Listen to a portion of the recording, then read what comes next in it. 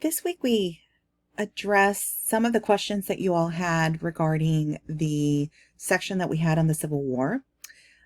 We take a deep dive into Reconstruction.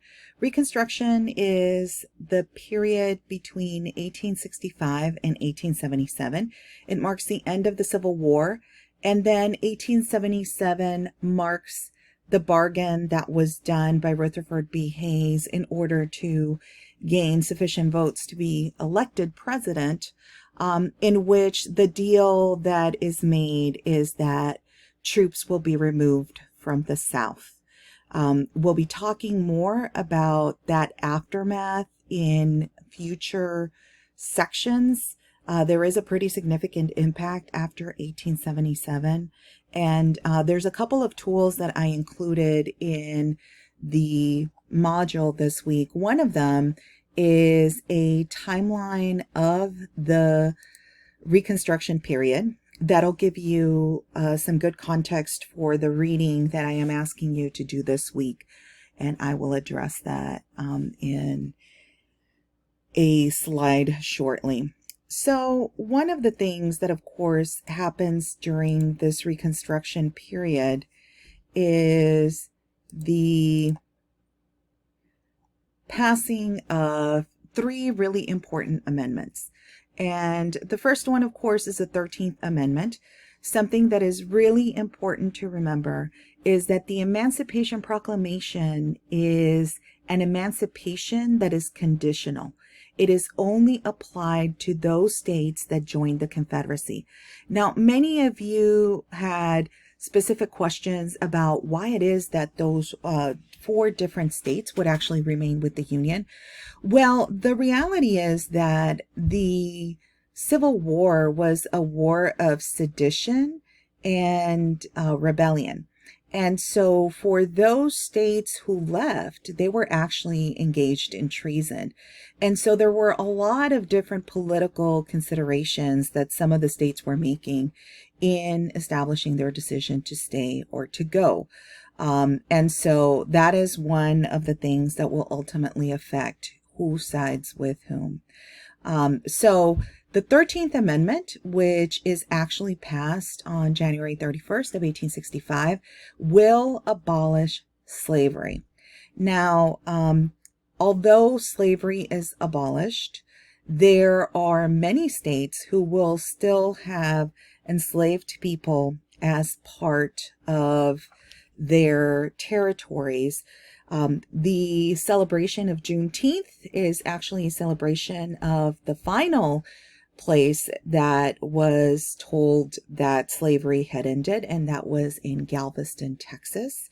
And that's where the celebration actually comes. Now, there's a couple of things that I want you to make a note of here. The first one is that it abolishes slavery, but it makes an exception as a punishment for crime, whereof the party shall have been duly convicted, shall exist within the United States or any place subject to their jurisdiction. This particular provision and exception will actually contribute significantly to the expansion of the carceral state in the latter part of the 19th century. And we will be talking more about that in a future week. The other amendment that is passed is the 14th Amendment, which was passed on June 13, 1866. It is made up of 5 different sections. What's important about this particular amendment is that it actually safeguards not only who is a citizen, which prior to this amendment is actually not part of written law. It was part of common law, so it was assumed that citizens were citizens of the United States, but the specific provisions were not found either in the Constitution or in previous amendments. So Section 1 refers to persons born or naturalized in the United States as citizens. Section 2 will address issues of how people are going to be counted in the context of the census, as well as representation, which is really important. Section 3 will address the issue of the prohibition of any person who engaged in insurrection or rebellion not to be allowed to participate in Congress if they had previously taken an oath to serve. And then the last one actually had to do with public debt and Section 5, the opening up of legislation. So this is a really important amendment. Many of the laws that are currently up for debate, whether it's Roe versus Wade or miscegenation laws that allow and permit people of two different races from marrying, or same-sex marriage, many of those are actually related and based on this particular amendment. So for those of you who are interested in the law, this is certainly something to think about as well. And then lastly is the 15th Amendment, which actually has to do with the right to vote. Now, this, of course, is connected to a later amendment that is passed in the 20th century, so keep that in mind. But the idea here, of course, is that no one who was a man would be actually denied the ability to vote. Now, one of the things that, of course, happens is that this is going to come into contention, especially after the period of Reconstruction. But what is pretty striking about the Reconstruction period is that not only are people able to vote, we will actually have Black men elected to different bodies, both in southern states as well as to the U.S. Congress. So I included a short little video that actually addresses this so that you can take a look at who was elected and where they served and why that is important.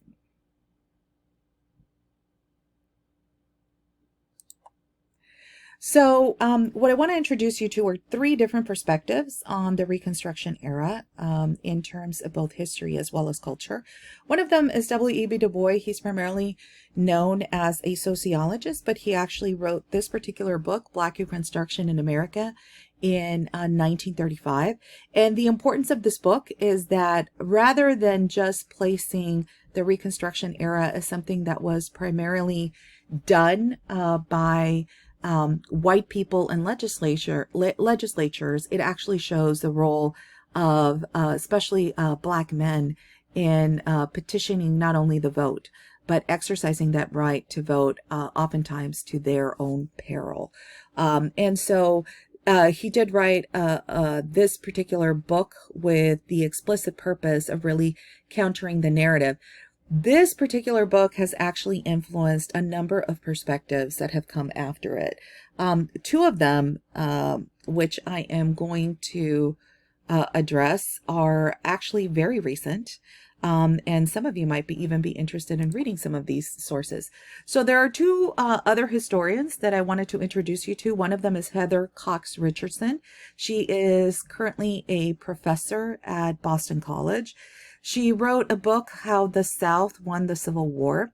And it is a book that was both recognized nationally, but had a very interesting perspective in the way that it addressed how the legacy of the Civil War, ultimately this idea of states' rights, the idea that individual rights should supersede those of the larger citizenship community, actually have won out.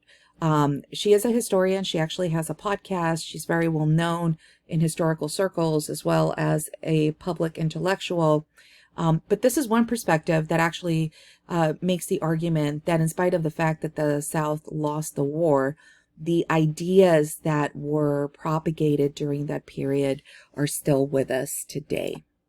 The other piece, and this is the piece that I'm going to ask you to read, is an excerpt or excerpts from Eric Foner's book called The Second Founding, which is really the title of this whole section. The idea of the Second Founding is that the three amendments that I just mentioned were really important in the creation of a second founding for the United States, specifically in thinking about the impact of those amendments on the Constitution. And so Eric Foner is somebody who is the preeminent scholar on the Reconstruction period. He is an emeritus professor from Columbia University. He is actually a really great speaker and a very nice man. Here is actually a talk that he gave on the book, and I'll actually include the link in our sources this week. It's not required, but if you're interested, you can take a look. And what I'm going to ask you to do is to actually read those excerpts and think about what they have to say about Reconstruction. And so this week, I'm asking you to basically go over the different sources and read the particular excerpt and basically answer this question, whether you agree or disagree with the perspective that the Reconstruction era was a second founding. And so I want you to make sure to use specific evidence in responding.